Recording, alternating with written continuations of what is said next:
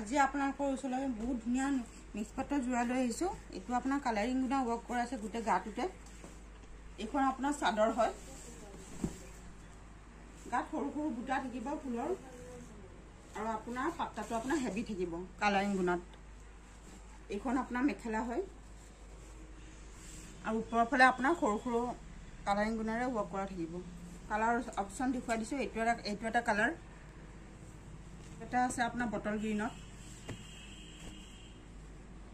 আৰু এটা আপোনাৰ বেলেগ ডিজাইনত দেখুৱাইছোঁ। এইটো এটা আপোনাৰ বেলেগ ডিজাইন হয়, গাত আপোনাৰ কলকা থাকিব, পাট্টাটো আপোনাৰ হেভি হ'ব, গোটেই গাটোত আপোনাৰ কলকাৰে ৱৰ্ক কৰা থাকিব।